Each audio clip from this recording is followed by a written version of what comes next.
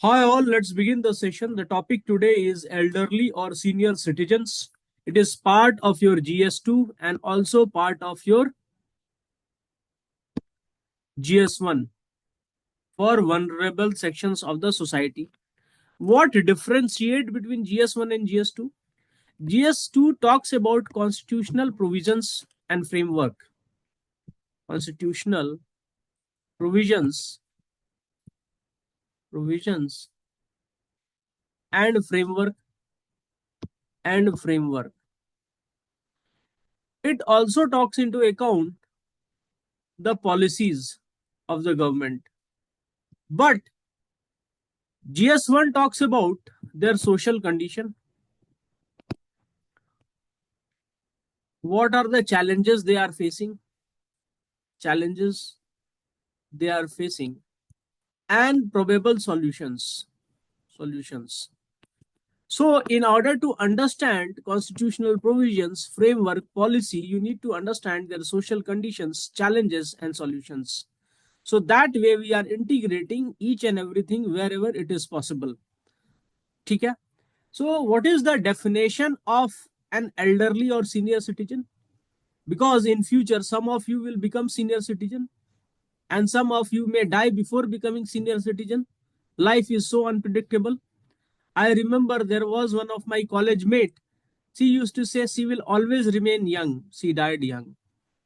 So jokes aside, that's very touching thing. But let's continue. What is the definition of senior citizen? So what is the definition of senior citizen? Those who have crossed 60 plus age. Yes. Typically, a senior citizen is defined as someone who has crossed 60 plus of age. Plus of age. And for certain provision for railway, if I am sure for women, it is 55 plus for women. ठीक है? For 60 plus, who has crossed 60 plus of age. And this is a widely recognized definition of senior citizen. It is used for various social, economic, legal purpose. आप बोलोगे sir economic में क्या purpose है? देखो इन लोगों को सर्टेन टैक्स बेनिफिट एग्जाम्पशंस मिलते हैं, सर्टेन सोशल बेनिफिट्स मिलते हैं, pension plan.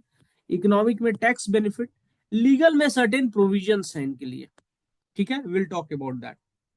So let's before jumping into anything else talk about the data regarding senior citizen in this country.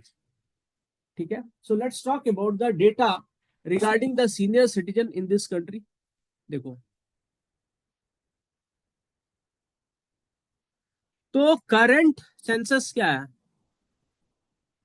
Census 2011. ठीक है, तो 60 प्लस पॉपुलेशन कितना है?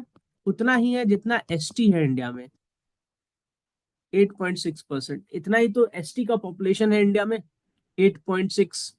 ठीक है, तो इतना ही है senior citizen percentage in India. Citizen. ठीक है, but taking into account we have 1.4 billion population, 8.6 is a huge population. Okay, it crosses somewhere around 10 to 12 crores. 10 to 12 crores के लगभग होगा हमारे पास. ठीक है, दूसरा हमें देखना होगा sex ratio. why we have to need to take sex ratio of the senior citizen? To understand two things: percentage of women and survival rate किसका ज्यादा है. ठीक है, तो पॉलिसी किसके लिए होगा? तो आप अगर सेक्स रेशियो देखोगे तो कम होगा या ज्यादा होगा? जो नॉर्मल ज्यादा हमारा होगा. सेक्स रेशियो है 943, नॉर्मल सेक्स रेशियो है. सीनियर सिटीजन का सेक्स रेशियो ज्यादा होगा या कम होगा? Um, can you participate and tell me the senior citizen sex ratio will be more or less?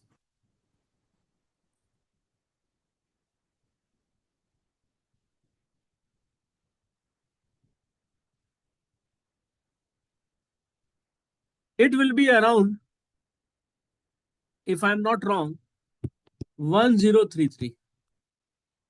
ठीक है. Why it is more? That means survival of women is more than men.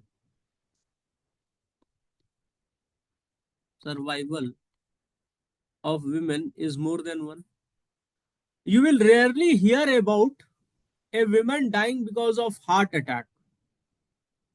उसका heart break होता है, पर heart attack से वो rarely मरती हैं. उनके लिए उनके अंदर का हार्मोन्स जो है वो रिस्पॉन्सिबल है. ठीक है. दूसरा, इंडिया का चेंजिंग डेमोग्राफी. हम लोग जब डेमोग्राफिक डिविडेंड की बात बोलते हैं तो डेमोग्राफी भी तो चेंज हो रहा है. तो डेमोग्राफी जो चेंज हो रहा है with relation to age, in 2041 the elderly population in India by virtue of its percentage will be almost double. Why we need to know about it? We need to know about in order to frame the policies.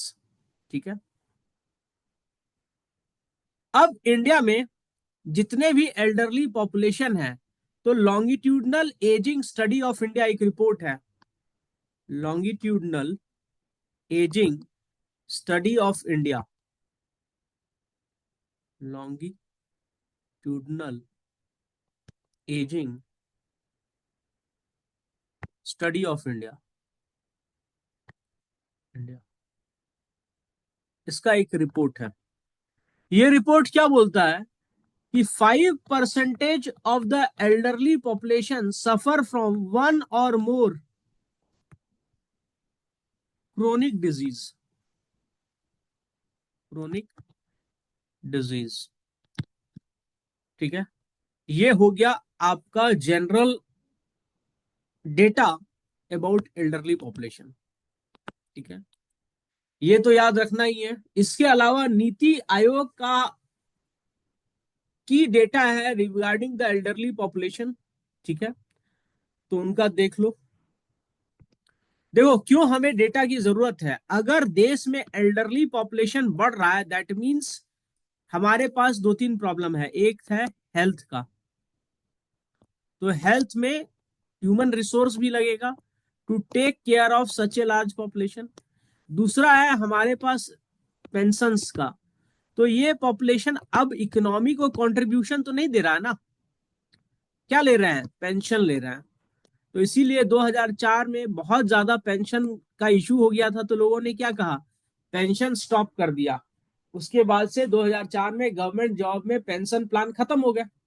In fact 90s में बहुत सारे Bihar government के plans हैं जिसमें pension नहीं है. ठीक है. उसमें रिटायरमेंट में वन टाइम आपको पैसा मिल जाता है 40 लाख 50 लाख, पर कोई पेंशन नहीं मिलता है.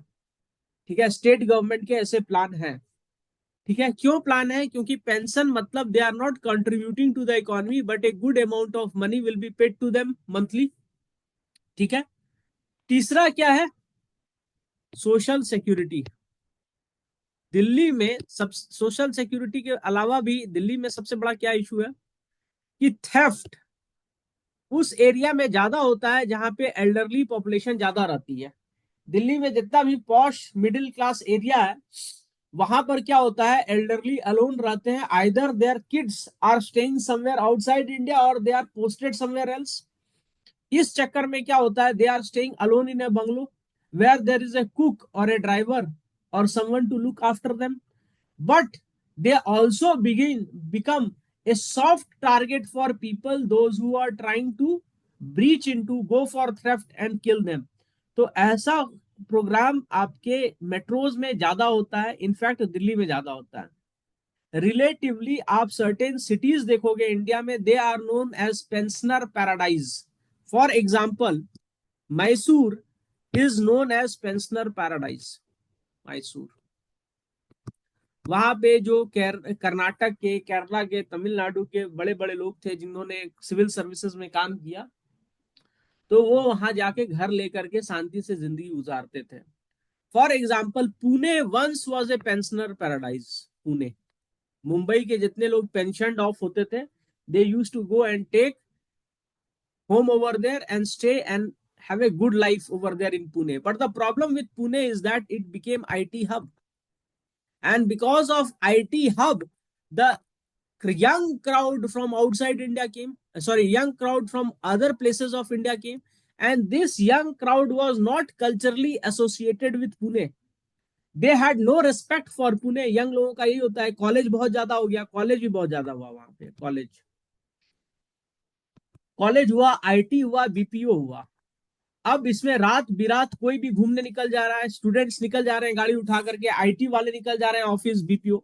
तो इसकी वजह से क्या था, जो पुणे के पब्लिक थी, local public, they became very grumpy. Grumpy. आप लोग को एग्जाम्पल देते जा रहा हूं मैं। आप अभी भी मैसूर जाइए तो वो पेंशनर पैराडाइज है, ठीक है, लेकिन Pune is no more a pensioner paradise. Once it was a pensioner paradise, ठीक है। तो ये आपको समझाया गया कि पर्पस क्या है। अब समझिए फ्यू ऑफ द डेटाज, ठीक है। नीति आयोग का, नीति आयोग, नीति आयोग क्या बोलता है, रूरल एरिया में ज्यादा एल्डरलीज रहेंगे या अर्बन एरियाज में रहेंगे? Rural. Rural. Any idea rural में कितना एल्डरलीज रहेंगे?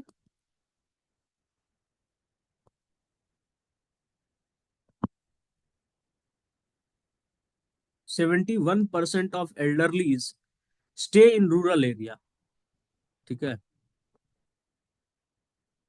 Elderlies stay in rural areas.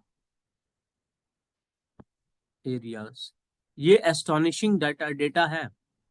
That means हमारे रूरल एरिया में इतने ज्यादा एल्डरलीज हैं and they are also involve in agriculture. कहीं ना कहीं तो एग्रीकल्चर में इन्वॉल्व होंगे। जब रूरल एरिया में एल्डरली पॉपुलेशन ज्यादा है, they will be open to use new technology in agricultural practice? नहीं। No, sir.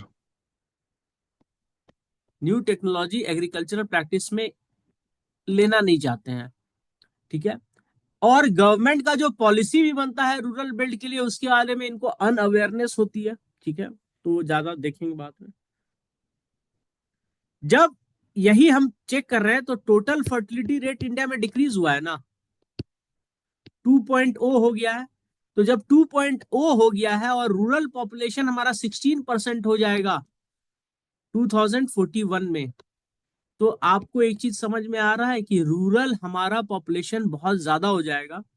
Sorry, elderly population, total fertility decrease कर रहा है, तो that means percentage of youth is decreasing in India.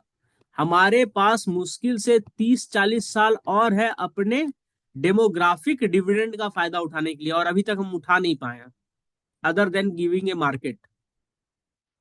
तो demographic dividend को फायदा उठाने के लिए हमारे पास क्या चीज होना चाहिए? कैपिटल, इंफ्रास्ट्रक्चर और ह्यूमन रिसोर्स। तो मोदी गवर्नमेंट तो इसीलिए कैपिटल इंफ्रा में कर रही है ना, पर ह्यूमन रिसोर्स का हमें पता नहीं ठीक से। स्किल इंडिया, ये सब स्टार्टअप इंडिया कितना सक्सेसफुल हुआ है। पर दूसरा सबसे बड़ा इशू क्या है कि लोगों के पास इनकम नहीं आ रहा है। इनकम नहीं आएगा तो लोग कहां से डिमांड करेंगे, ठीक है। तो इसी के लिए अभी हाल फिलहाल में आप देखोगे इंटरनेशनल मॉनेटरी फर्म ने क्या किया है, इंडिया का ग्रोथ 6.5 होगा। पर ठीक है, दुनिया में 6.5 ग्रोथ रेट भी सबसे ज्यादा है, पर लोगों को इनकम नहीं हो रहा है। इसके बारे में भी इंडिया को, गवर्नमेंट को सोचना चाहिए। सोशल सेक्टर स्कीम्स को बढ़ावा देना चाहिए जिससे इनकम जनरेट हो, ठीक है। जैसे मनरेगा जैसा चीज है, उसको बढ़ावा देना चाहिए था, पता नहीं गवर्नमेंट क्यों नहीं कर रही है। बेरोजगारी, unemployment is all time high, ठीक है। तो टोटल फर्टिलिटी रेट हमारा 2.0 से नीचे है। लाइफ एक्सपेक्टेंसी बढ़ रहा है हमारा, लाइफ एक्सपेक्टेंसी बढ़ रहा है। तो सारे बुढ़े, जब हम भी बुढ़े होंगे तो बहुत ज्यादा दिन जिएंगे। जब बहुत ज्यादा दिन जिएंगे तो सरकार के हेल्थ रिसोर्स के ऊपर हम बर्डन है या नहीं है? हम भी पेंशन के बारे में नहीं सोचे थे। Since I was doing freelancing from this year, मतलब last year onwards, I have investing in for my pension as well. I am already 38-39। तो ज्यादा से ज्यादा कितना दिन अपने आप को मैं सपोर्ट कर पाऊंगा? 20 साल, 21 साल। तो मैंने SIP किया है और इसको मैं इन्वेस्ट करता रहूंगा for next 20 years. Why? This will become something for my pension in future. ठीक है. Neither I have married nor I have child. तो जब दोनों नहीं होगा तो फिर कहां से हम किसी ऊपर डिपेंडेंट रहेंगे. ठीक है. तो ये अवेयरनेस सही समय में आना भी जरूरी है. Next, life satisfaction. ये नीति आयोग ने निकाला था. Life satisfaction. तो only 32% of the elderlies are satisfied in their life. Sorry, 32 नहीं, 68% तो सेटिस्फाइड थे. 32% and low life satisfaction. Low life satisfaction. हजार ख्वाहिशें ऐसी कि हर ख्वाहिश पे दम निकले. बहुत निकले मेरे अरमा मगर कम निकले. ठीक है. इतना आपको समझ में आ गया. ठीक है. अब देखते हैं कॉन्स्टिट्यूशनल प्रोविजंस क्या है आपके एल्डरलीज के लिए. ठीक है. What are the constitutional provisions. Constitution में कहीं भी एल्डरलीज के लिए कुछ लिखा है? याद करो, डीपीएसपी में होगा कहीं ना कहीं. आर्टिकल 41. हमको लगता है आर्टिकल 41 और 46. चेक कर लेता हूं मैं भी. ठीक है. तो article 41 ensures the right to work, education and public assistance in case of unemployment, old age, sickness and disability. ensures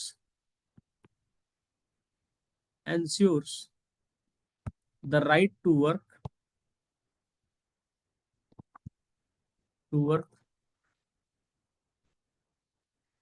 education and public assistance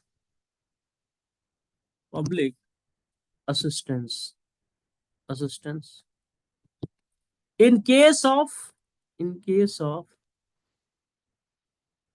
unemployment, old age, sickness and disablement. ठीक है. इसको याद रखिए, आप बहुत जहां यूज कर सकते हैं. इन case of unemployment, old age, sickness and disablement. तो अगर आप बोलिएगा सर नहीं आया एल्डरली पे क्वेश्चन, तो अनएम्प्लॉयड पे तो आएगा. नहीं आया अनएम्प्लॉयड पे क्वेश्चन, तो डिसेबल्ड पर तो आएगा. नहीं आया उस पे तो मेंटल हेल्थ इलनेस पर तो आएगा. तो लिख देना, sickness and disablement they are part of mental health illness as well. ठीक है. तो मैं आपको बार बार बोल रहा हूं, फंडामेंटल टोटल ऐसे 25 से 30 राइट्स है जो आपको रट लेना है. वो बार बार यूज होंगे, कहीं ना कहीं तो यूज हो ही जाएगा. Article 46 promotes. देखो, मैं लिखाऊंगा कम, पढ़ाऊंगा कम, आपको मेहनत ज्यादा करना होगा. ठीक है. प्रमोट्स द, कम डेटा पढ़ना है, ज्यादा रिजल्ट लाना है. Promotes the educational and economic, कल ही लिखा है मैंने, interest of schedule caste, schedule tribe and weaker section and other weaker section. तो यहां पर weaker section includes elderly, including elderlies. यहां तक किसी को डाउट है तो बताओ.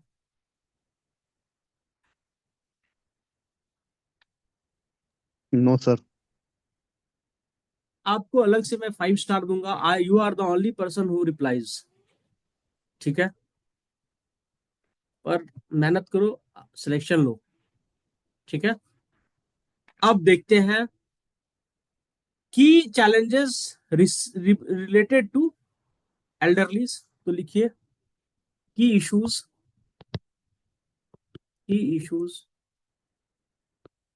Related to elderlies. तो पहला चीज है, सबसे बड़ा चीज क्या लिखिएगा आप? बूढ़ा आदमी को कैसे बोलते हैं अपने टीम में किसी को? अरे तू बुढ़ा हो गया, तो हेल्थ. ठीक है. 35 साल का आदमी 38 39 साल के आदमी बोलता है तू बुढ़ा हो गया. 40 साल का आदमी 55 साल के आदमी को बोलता है तू बुढ़ा हो गया, सब बुढ़ा होंगे, ठीक है, वो जीवन सत्य है। तो पहला चीज है हेल्थ। तो हेल्थ में क्या है?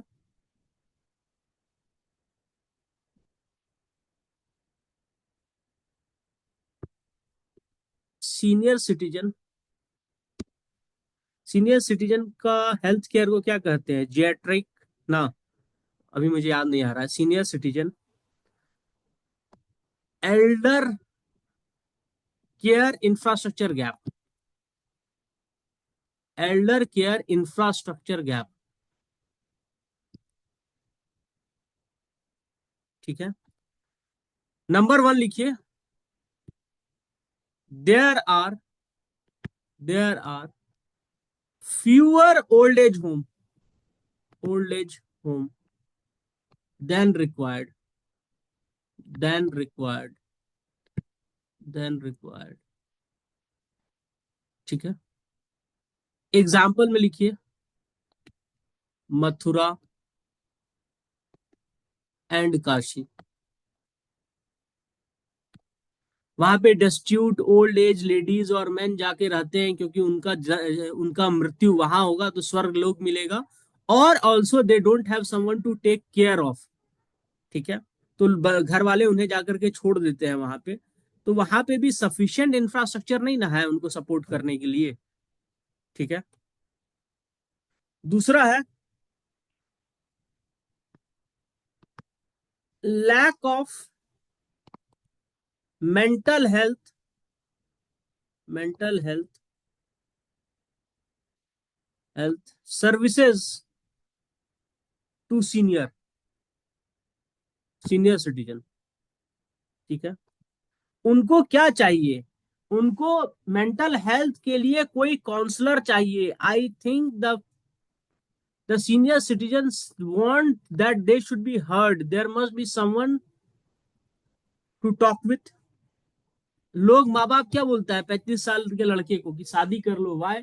इन your old age you will be feeling very lonely. उसके लिए पूरा जिंदगी बर्बाद करो। ओल्ड एज में कोई तुम्हारा टेक केयर करने के लिए होना चाहिए। कौन टेक केयर करेगा? दूसरा बुढ़ा बुढ़ी एक दूसरे का टेक केयर करेगा क्या? ठीक है। तो काउंसलिंग होना चाहिए और उनके पास साइकेट्रिक सपोर्ट होना चाहिए। Have you ever visited a psychiatric? Yes sir. तो आपसे मिलने के बाद क्या हुआ? साइकेट्रिक पागल हो गया? नहीं सर, तो फायदा हुआ आपको? कोई फायदा नहीं हुआ सर। तो मैं आपको सही बात बताता हूँ, वो बिजनेस कर रहा था, ठीक है।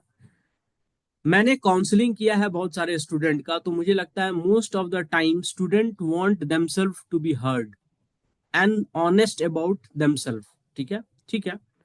तो चलिए, साइकेट्रिक चाहिए, मेंटल हेल्थ चाहिए, फ्यूअर ओल्ड एज है, मैं दूसरा है। तीसरा है न्यूट्रिशनल, न्यूट्रिशन। देखिए, एक डॉक्टर का मैंने वीडियो देखा था, उन्होंने बोला कि जैसे जैसे उम्र बढ़ी, मेरे पेरेंट्स का खाना मैंने कम कराया पर प्रोटीन इनटेक उनके खाने में बढ़ाया। क्यों? प्रोटीन जरूरी है उनके मसल्स हेल्थ के लिए, उनके बोन हेल्थ के लिए। और जब मसल्स, उनके बोन्स, उनके वेन्स मजबूत रहेंगे तभी वो, अब ओल्ड एज में तो सबको जाना है, बाल सबके पूरे पूरे झड़ने हैं, बाल सबका सफेद होना है, ठीक है। लेकिन एक राइट एज पर होगा ना, एज रिलेटेड एलिमेंट से आदमी दम तोड़ेगा ना। मनमोहन सिंह 92 में मरे, ठीक है, तो वो ओल्ड एज रिलेटेड एलिमेंट से मरे। अगर वो 72 में मर जाए, 68 में मर जाए, तो फिर दुखद है ना ये बात। He could have given 20 more year of service to the nation. और एक कहा जाता है, there is a saying, death of an old age person is dying is burning of an entire library, ठीक है। तो nutrition, lack of nutritional need of elderlies are often getting insufficient attention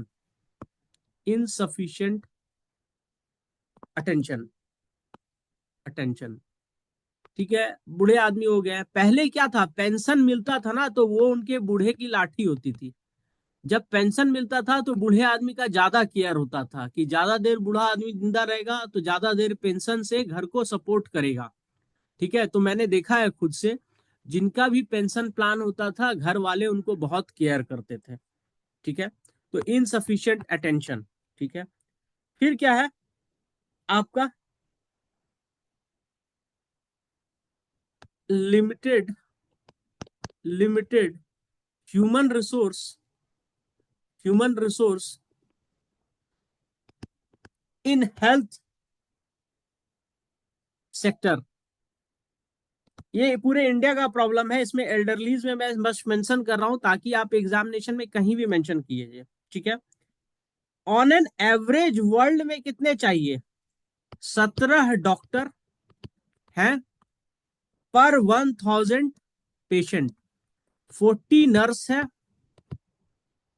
for every 10,000 patient. India में क्या हिसाब किताब चल रहा है? इंडिया में सीधे आधा आधा कर लीजिए। फिजिशियन है, ये डॉक्टर नहीं है, फिजिशियन है। जनरल फिजिशियन इंपॉर्टेंट है मेरे भाई। आजकल लोग जनरल फिजिशियंस बहुत कम है, पर जनरल फिजिशियंस बहुत इंपॉर्टेंट हैं। ठीक है, तो इसका सीधे आधा कर लीजिए। आधा क्या मतलब, 10 हटा दीजिए, 7.35 फिजिशियंस। और हमारे पास नर्स कितनी है? 18 नर्सेस पर 10,000 पॉपुलेशन। देखो मैं आपको बताता हूँ, मेरी बड़ी माँ हॉस्पिटल में एडमिट हुई थी। ठीक है, तो रात भर उनके लिए पेशेंट चाहिए था 4 दिन। राइट, 4 दिन घर वाले तो रात भर नहीं जग सकते ना। घर वाले अगर ऑफिस नहीं जाए, खाना नहीं बनाए, तो उनको देगा कौन खाना? ऑफिस नहीं जाए तो घर में इनकम कहाँ से आएगा? तो प्राइवेट नर्स किया गया एम्स में, और वो प्राइवेट नर्स रात भर उनके साथ रहती थी, तो उनके नीड को अटेन करती थी। ठीक है, तो रात भर उनकी सेवा करती थी, तो वो बेचारी सो पाती थी। ठीक है, दूसरा हमारे हेल्थ सेक्टर में ही मैंने आपको बहुत बार बताया है, out of pocket expenditure.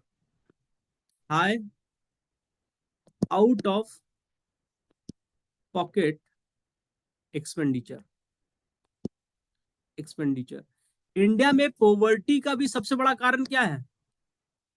Out of pocket expenditure. मतलब लोगों के पास जब पैसा नहीं होता है तो वो बीमार पड़ जाते हैं, हॉस्पिटल जाते हैं, हॉस्पिटल का बिल बिल बहुत हाई होता है, और जब बिल हाई होता है तो they take credit on credit money, loan ज्यादा होता है। अब इस लोन को चुकाने में उनकी उम्र चली जाती है। ठीक है, तो लिखिए, दूसरा दूसरा चीज क्या होता है? एल्डरलीज के पास इंश्योरेंस नहीं है, तो एल्डरली इंडिविजुअल पे फॉर पे for most of their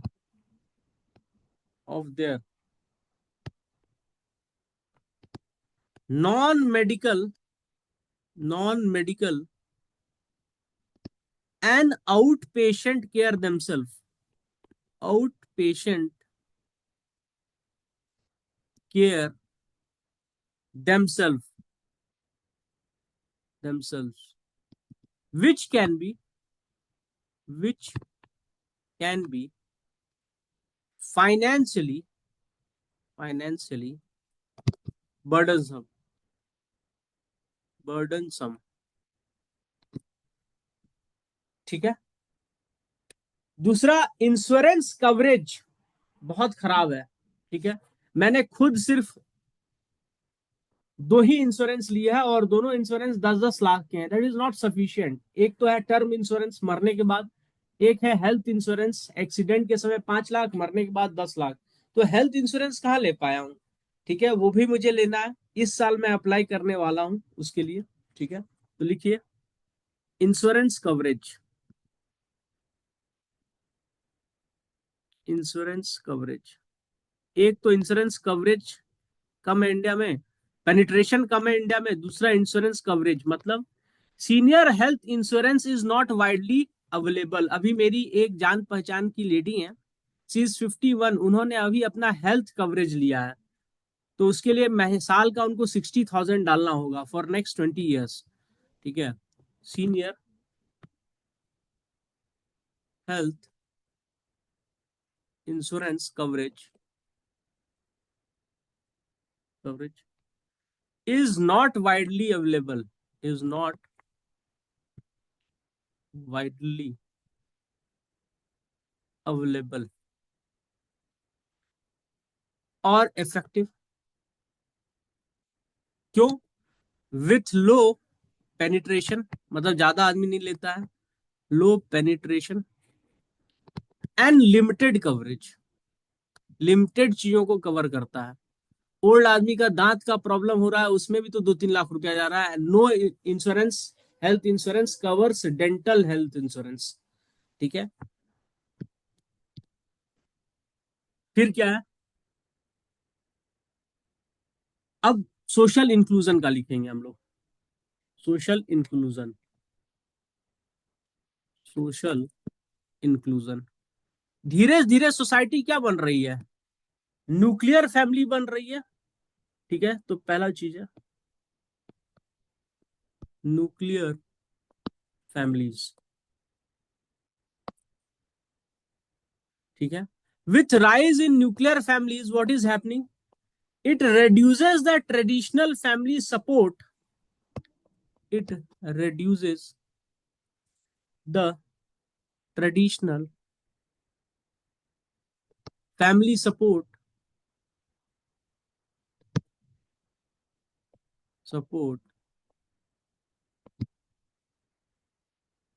for elders, leading to their isolation। देखो, मेरा जन्म भागलपुर में हुआ। ठीक है, मेरा स्कूल में एक लड़का था, वो अपने माँ बाप का इकलौता बच्चा था। ठीक है, तो वो कर लिया मरीन नेवी ज्वाइन। ठीक है, अब मरीन नेवी ज्वाइन किया तो 6 महीना कहाँ रहता है? समंदर में। उसके फादर शादी किए थे एट द एज ऑफ 37।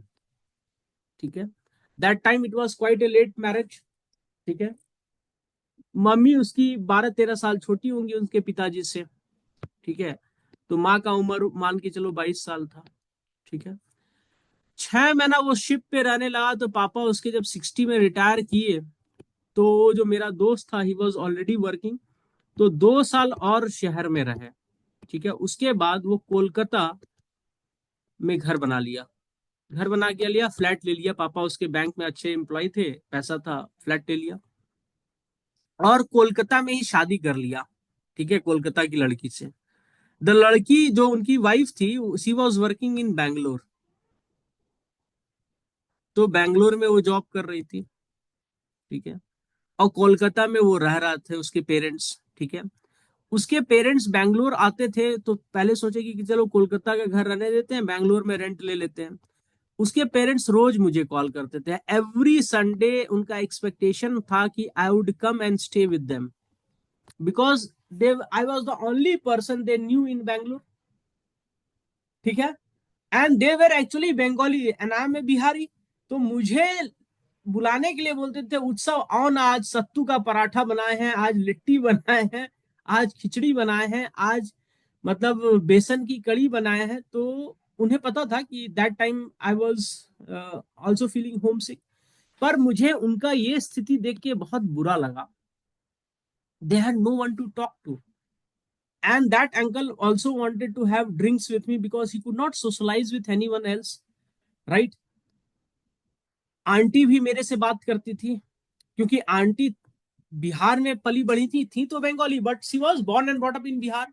उनकी जो बहू है वो डिफरेंट कल्चर से थी, तो उनके पास और कोई सपोर्ट सिस्टम नहीं था कि किससे बात किया जाए, किससे नहीं बात किया जाए। तो मैंने केबल टीवी लगवाई, पहली बात।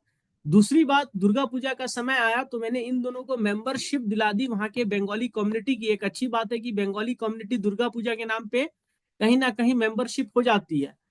But the moment my friend came back, they said we are going back to Calcutta and stay alone over there, because in Calcutta, Calcutta is very good city in terms you can talk with any one at length. कोई भी आदमी आपको मिलेगा, आपके साथ घंटों बात कर सकता है पार्क में। They went to Kolkata and again, मेरा दोस्त बेंगलोर में रहा। 2 साल बाद उसके फादर को अल्जाइमर हो गया, and he was very happening guy.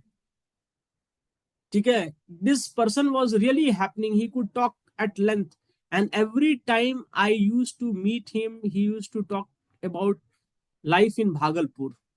His social base was no more. He was not able to talk with anyone. In Kolkata also he used to feel isolated, right? So ये isolation का सबसे बड़ा कारण क्या है? Nuclear family है, ठीक है? कुछ भी कीजिए, अपने गांव की जमीन को मत बेचिए, अपने पेरेंट्स को लास्ट में वहीं पे रहने दीजिए, कोई दिक्कत नहीं है। हेल्थ इश्यूज होता है, मेरी माँ का भी हेल्थ इश्यूज है बहुत ज्यादा, ठीक है? पर I have never ever told them that you should not stay at our place, ठीक है? मतलब एट आवर विलेज। मैं बोलता हूँ कि हाँ गाड़ी लो, चले जाओ, वहां पे रहो, फिर शहर आ जाओ, ठीक है? So my father don't want to stay in Bhagalpur also, even though he was born and brought up over there. He wants to stay in his village, which is only 20-25 kilometers away from there. He does not want to stay over here. He says that you come, you take this house at the city, and just for the renters, we are staying over here. When the renters are going on vacation, we have to come back and guard the house, right?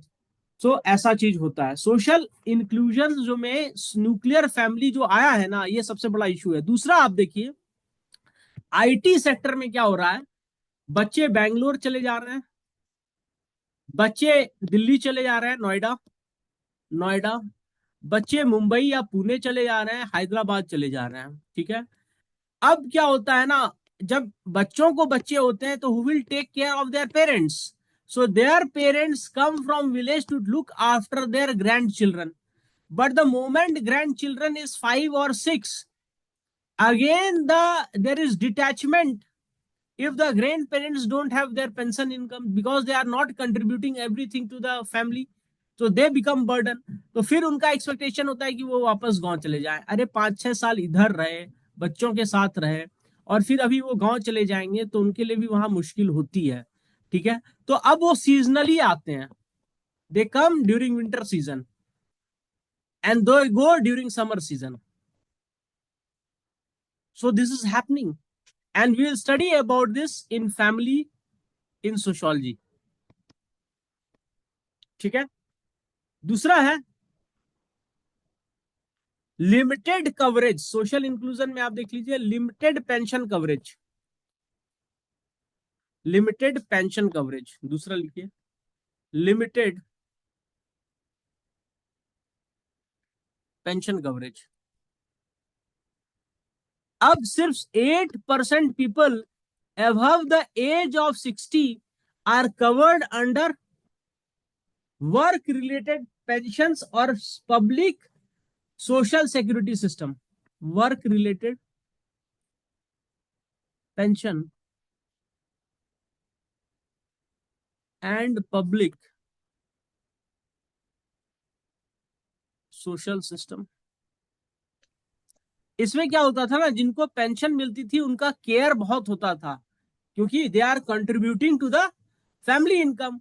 But because there is 92% population which is not contributing to the family income, their care is also compromised. अब इनका सिर्फ inclusion ऐसे ही नहीं हो रहा है, इनका inclusion हो रहा है कुछ और तरीके से भी, एक्सक्लूजन, ठीक है? इनका एक्सक्लूजन और भी तरीके से हो रहा है। For example, digital divide,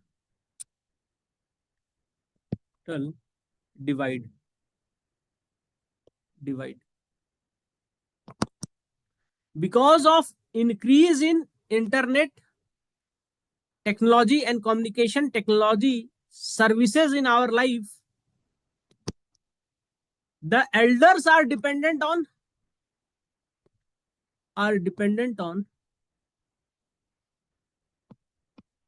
next generation. दूसरा चीज क्या हो रहा है इनका, they are totally unaware of digital fraud.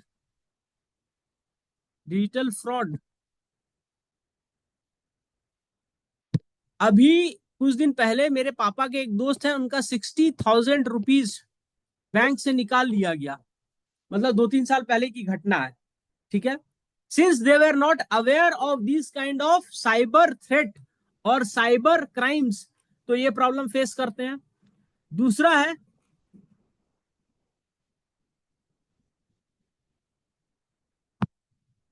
Basic facility जो डिजिटल डिवाइड के थ्रू आई है वो भी वो मुहैया नहीं कर पा रहे हैं। Banking,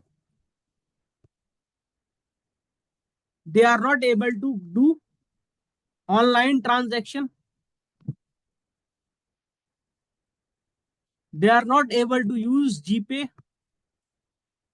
online wallet. अब मुझे पापा को कभी हो सकता है ना, वो बैंक जाकर के पैसा निकाल नहीं सकते हैं, उनको बैंक जाना होता है, तो कभी उनको कैश की जरूरत होती है, तो मैं कहता हूँ जीपे यूज कीजिए, नहीं करना चाहते हैं। मैं कहता हूं कि आपके पास बैंक से पैसा लेने जाइएगा, मैं जीपे कर देता हूं, आप जीपे यूज कर लीजिए। अगर आप अपने अकाउंट को जीपे से नहीं आप करना चाहते हैं तो वैलेट यूज कर लीजिए पेटीएम का। He does not wants to use it. तो ये अलग चैलेंज हो गया है हमारे लिए भी। ठीक है। दूसरा, डिजिटल डिवाइड में क्या हो रहा है, they are not able to use services, for example online booking of train ticket,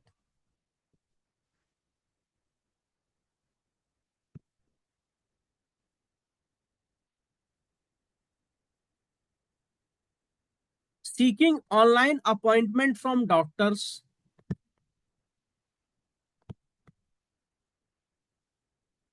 few people are not even able to use WhatsApps। ठीक है।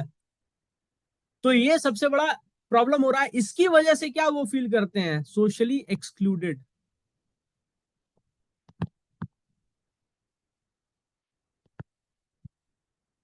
ठीक है। अब देखो,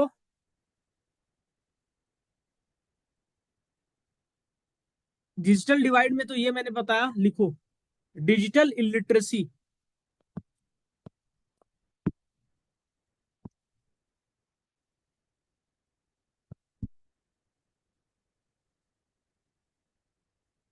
ठीक है। About 86% of the elders are digitally illiterate.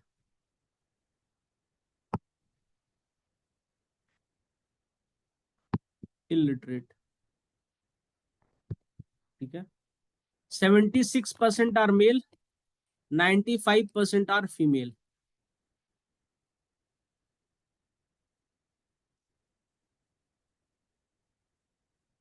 ठीक है।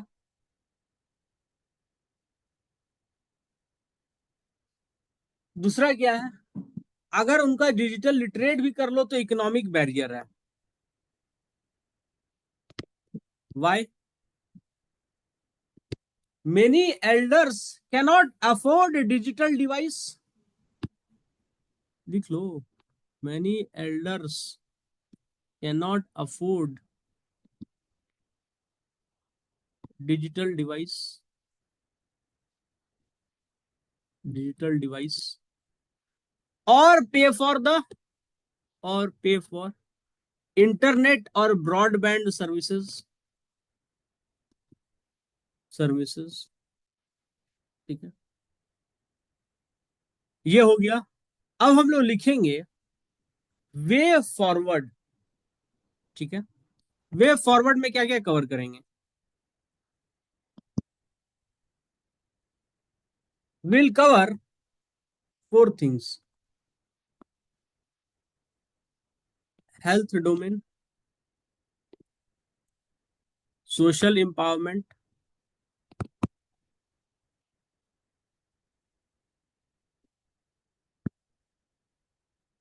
Economic empowerment, and digital empowerment.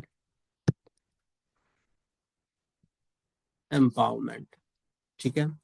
तो हेल्थ के लिए कैसे होगा, तो गवर्नमेंट प्रिवेंटिव मेजर लेगी, प्रिवेंटिव मेजर।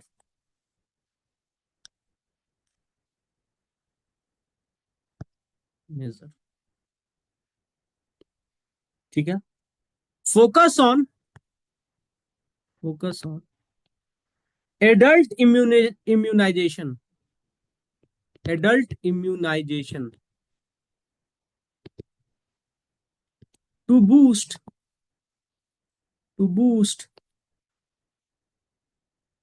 इम्यूनिटी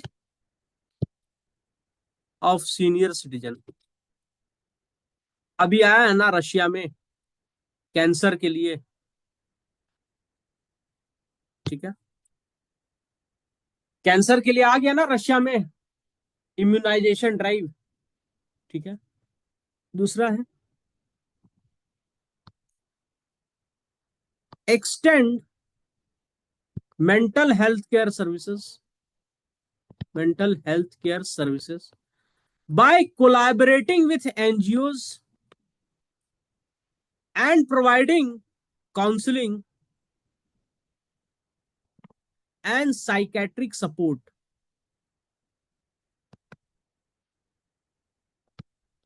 सपोर्ट, ठीक है। तीसरा कैपेसिटी बिल्डिंग,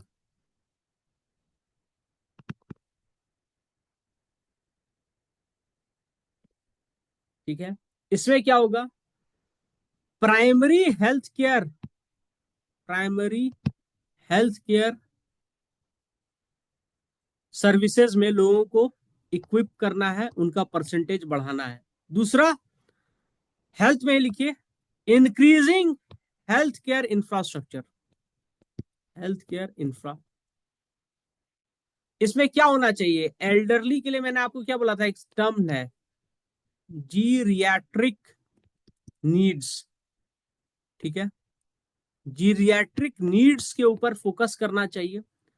इसको both preventive and curative care provide करना चाहिए। उसके लिए क्या जरूरत है, investment in research and development, तो लिखिए investment in research and development pertaining to जियरेट्रिक्स,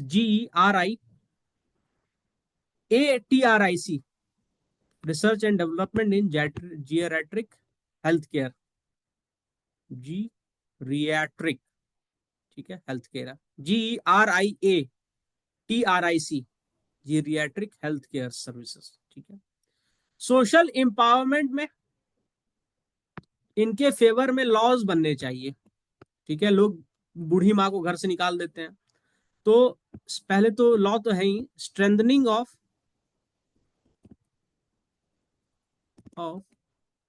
legal awareness, legal awareness, ठीक है। दूसरा कॉम्प्रिहेंसिव सोशल सिक्योरिटी स्कीम्स बनने चाहिए इनके लिए, comprehensive.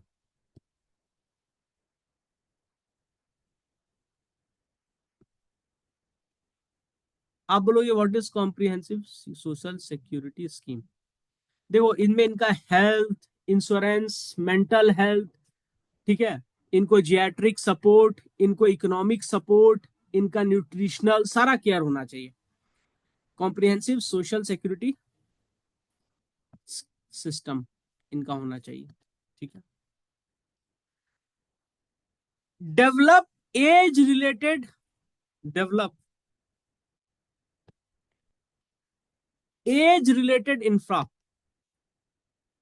As friendly infra, age related नहीं, एज फ्रेंडली। अब जैसे मेट्रो में, आप दिल्ली में जाइए तो मेट्रो में सिर्फ विमेन के लिए एक कैबिन है और मेल के लिए हर कैबिन में एक एक जगह पे मतलब बैठने का है, ठीक है। लेकिन अंदर कैसे घुसेगा एडल्ट के लिए, जो आपके सीनियर एडल्ट है, धक्का मुक्की तो होती है, तो इनके लिए एक सेपरेट लाइन होना चाहिए ना, या सेपरेट डब्बा होना चाहिए। तो ऐसा करना जरूरी हो जाएगा, इन फ्यूचर होगा ऐसा, ठीक है।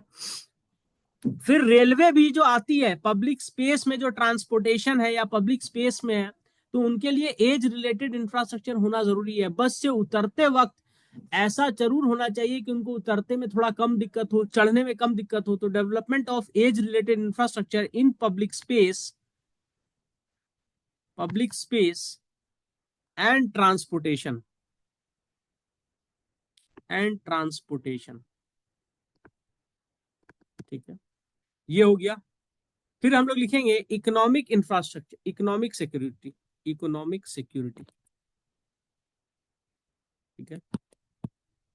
तो कौन बोलता है 60 के बाद आदमी को रिटायर ले लेना चाहिए, आदमी 75 तक, पॉलिटिशियन 85 तक काम कर रहा है और आदमी 60 साल में रिटायर हो जा रहा है, ये गलत है, right. Politicians are working till the age of 85 and 90, and common people are retiring at the age of 60. This is wrong. तो क्या होना चाहिए? Develop rules such as training, teaching, advisory and consulting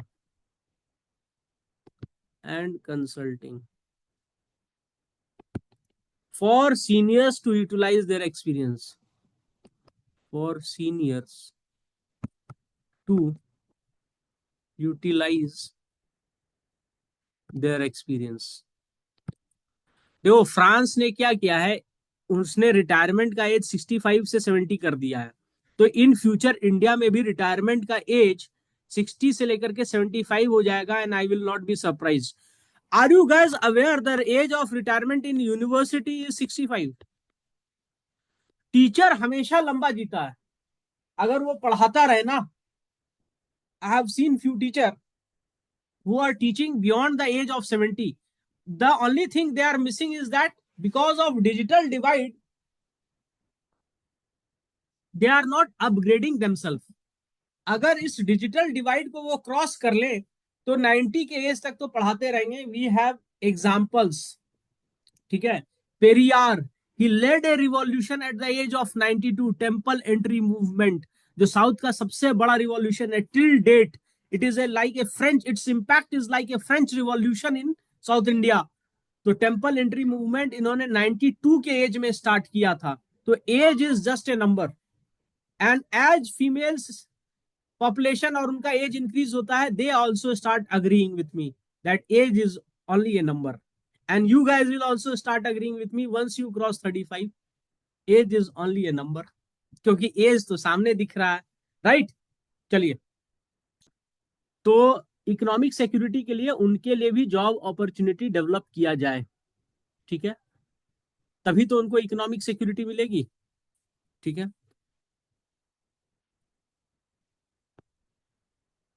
ये मैं सॉल्यूशन बता रहा था, problem बता दूं. ठीक है. तो आपको बता दिया है कि 8% को ही पेंशन मिलता है. ठीक है. तो पब्लिक रिलेटेड तो 8% है. बाकी जो अपना अपना पेंशन स्कीम गवर्नमेंट गवर्नमेंट का है, उसके अलावा भी 78% of them lack pension coverage. अरे गवर्नमेंट का 400 500 2000 रुपया से थोड़ी ना कुछ होगा उनका पेंशन कवरेज. तो ये पैसा लाने के लिए उनके लिए ये चीज डेवलप किया जाए. दूसरा है, उनका डिजिटल डिवाइड खत्म करने के लिए कोई तो कोई प्रोग्राम चलना चाहिए. ठीक है.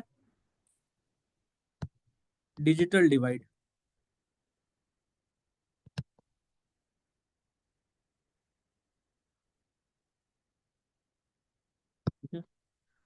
तो डिजिटल डिवाइड को खत्म करने के लिए उनका training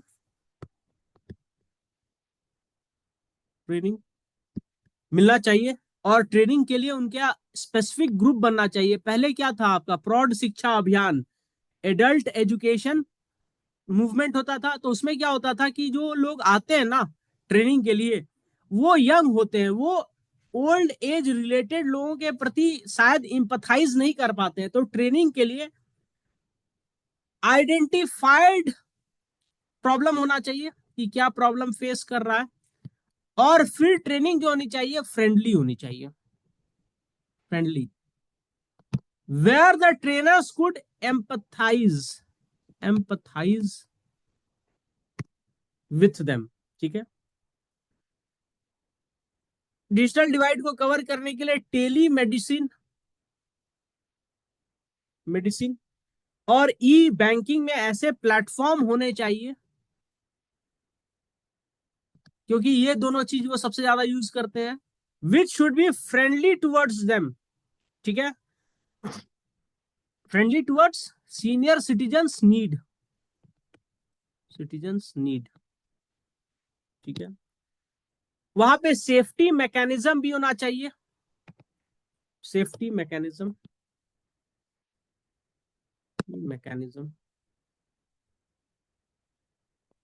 for their location tracking. tracking, emergency alert,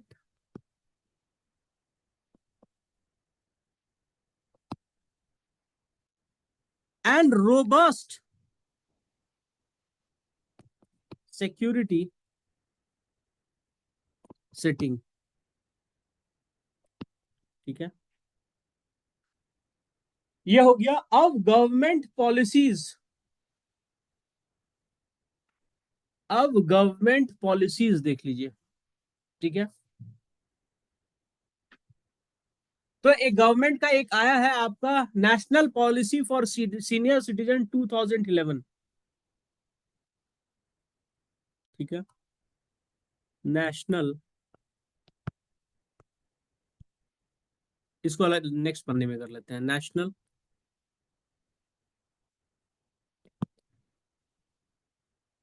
policy for senior citizens 2011. ठीक है, तो इसमें पहला चीज क्या क्या डाला है? Inclusion and representation. ठीक है, पहला डाला है inclusion and representation.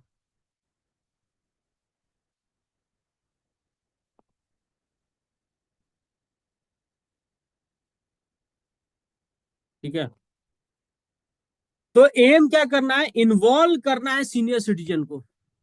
Involve senior citizen, specially older women.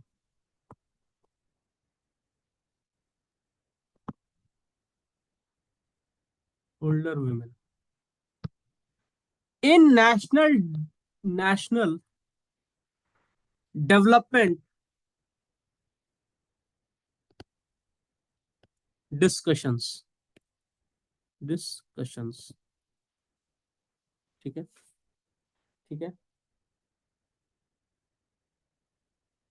ठीक है. फैमिली केयर,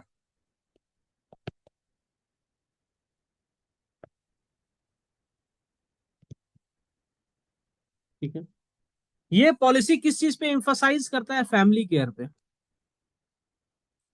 फैमिली केयर, ठीक है, for senior citizen with support. कौन सपोर्ट करेगा? फ्रॉम कम्युनिटी, मतलब civil society, private sector and government. जो गवर्नमेंट पॉलिसी बनाए वो इस चीज पे फोकस करे कि इनको फैमिली केयर मिल जाए. तो इसके लिए क्या होगा? उसके लिए ये होगा कि आपके ज्यादा से ज्यादा सीनियर सिटीजन कहाँ है? रूरल एरिया में. तो रूरल से यंग लोगों का माइग्रेशन हो रहा है, तो किसके ऊपर फर्क पड़ रहा है? सीनियर सिटीजन के ऊपर. तो रूरल एरिया में लाइवलीहुड अपॉर्चुनिटी क्रिएट कीजिए ना. सिर्फ उससे पैसा नहीं आएगा, डेवलपमेंट नहीं आएगा, सीनियर सिटीजन का भी तो फायदा होगा, उसको फैमिली मिलेगी. ठीक है, उनको राइट एंड अपॉर्चुनिटीज मिले. ठीक है, rights and opportunities, rights and opportunity. तो government should create equal opportunity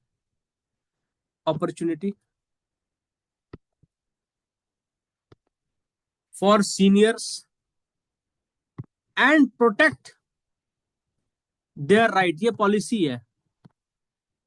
right, देखिए एक बात समझिए, जैसे रेसिज्म होता है ना, वैसे एजिज्म भी होता है. आप फिल्म देखने गए, कहो ना प्यार है, मान लीजिए वैसा कोई फिल्म, और 50 के दो कपल गए, 50 एज के, तो आप लोग बार बार उनको घूरिएगा कि ये लोग ये मूवी क्यों आने आया है? भाई उनका भी चॉइस हो सकता है, माई लाइफ माई चॉइस. ठीक है, तो आप उनके साथ रेसिज्म नहीं, एजिज्म कर रहे हैं. वो किसी कैफे में गए, I will tell you, I went to a cafe in Uttarakhand. तो वहां पे ओल्ड हॉस्टल था, तो ओल्ड लोगों को अलाउ नहीं करते थे रहना. तो मैंने पूछा क्यों? तो बोला कि 40 से ऊपर जितने लोग होते हैं ना, वो थोड़ा सा एक्सेप्टेबल नहीं है हमारे यंगस्टर्स को. तो मैंने बोला आप ऐसे कैसे डिसाइड कर सकते हैं? तो वो भी हिप हैपनिंग हो सकते हैं, they have also come to enjoy life. और आपको जो ये टैक्स बेनिफिट मिला है वो इसलिए मिला है because you are not preventing और डूइंग डिस्क्रिमिनेशन टू एनीवन। ठीक है, आप एज रिलेटेड डिस्क्रिमिनेशन तभी कर सकते हैं जब आप कोई ऐसा एडवेंचर करा रहे हैं जिसमें ओल्ड एज आदमी के लिए ठीक नहीं है। आप ऐसा तो कोई एडवेंचर नहीं करा रहे हैं, आप रहने खाने की फैसिलिटी प्रोवाइड कर रहे हैं, तो you should not do this. ठीक है, तो एजिज्म के बारे में भी उन्हें नहीं पता था, जब मैंने बताया तब वो शांत हुए। तो मेरे साथ एक अंकल गए हुए थे, he was 48-49, he was a writer, तो उनको एंट्री मिली। आज से 5-6 साल पहले की बात है। ठीक है, तो राइट एंड अपॉर्चुनिटी उनको मिलना चाहिए। उनके फाइनेंशियल सिक्योरिटी पे गवर्नमेंट को काम करना चाहिए, फाइनेंशियल सिक्योरिटी पे गवर्नमेंट को काम करना चाहिए, सिक्योरिटी पे गवर्नमेंट शुड वर्क। ठीक है, तो फाइनेंशियल सिक्योरिटी के लिए क्या होगा, ओल्ड पेंशन प्लान को इसको रिवाइव करना चाहिए, जो वहां की स्टेट कह रही है, रिवाइव ओल्ड पेंशन प्लान्स, और provide provide provide an alternative through awareness through awareness. मैं 39 का होने आया हूं और अब मैं पेंशन प्लान कर रहा हूं। I should have plan it at the age of 21-22, that would have been much better, पर ऐसा हो नहीं पाया। ठीक है, एनीवे फिर एम्प्लॉयमेंट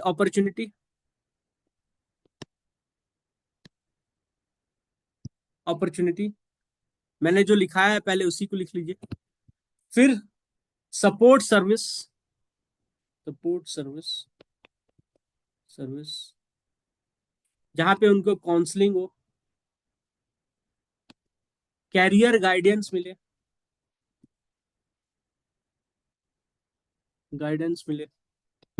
ठीक है, और ट्रेनिंग मिले। ठीक है, लीगल प्रोटेक्शन उनको मिलना चाहिए, लीगल प्रोटेक्शन।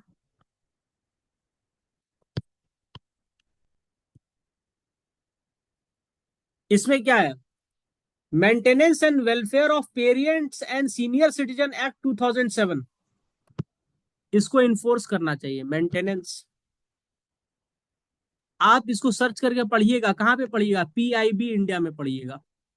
ठीक है, या PRS में पढ़िएगा, PRS है ना, वहां पे पढ़िएगा। Maintenance and welfare of parents and senior citizen